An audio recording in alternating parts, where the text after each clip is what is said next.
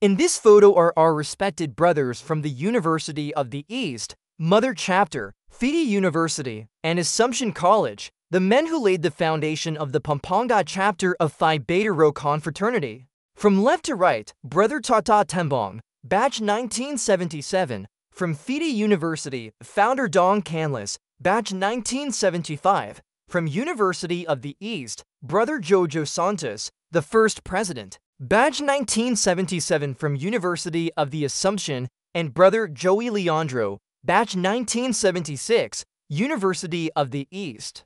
We also honor those not in the photo, including Brother Joseph Vidal, the Master of Initiation, or MI, batch 1977, and Brother Dexter Piloes, both from University of the Assumption, while the search for other pioneers continues.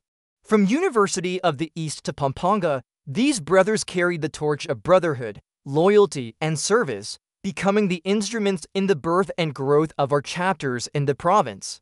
Still, they continue to inspire us, proving that true brotherhood knows no age, only commitment.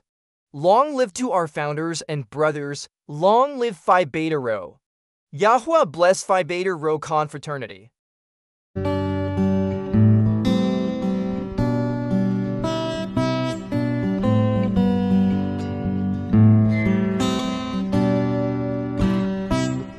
Kapatiran pinagbuklod ng iisang adhikain na nanatiling malakas sa bawat panahong tatahakin.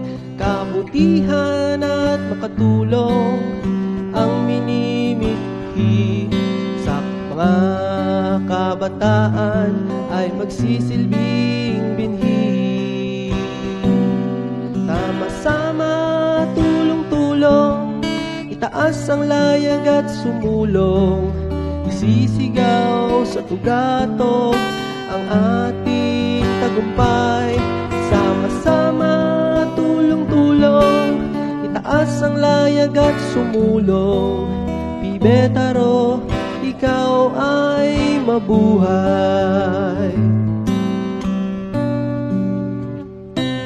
Ang kalayaang minana ay ipagpapatuloy, hindi matatakot kahit dumaan sa apoy.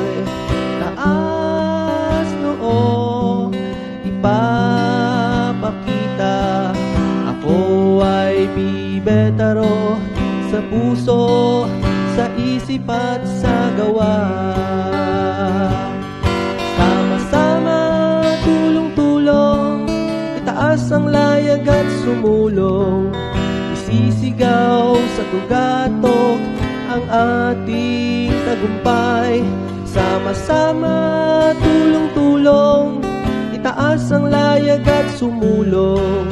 Phi Beta Rho, ikaw ay mabuhay. Sama-sama, tulong-tulong, itaas ang layag at sumulong. Isisigaw sa tugatok ang ating tagumpay. Sama-sama, tulong-tulong, itaas ang layag at sumulong. Phi Beta Rho, ikaw ay mabuhay. Phi Beta Rho, ikaw ay mabuhay. Phi Beta Rho,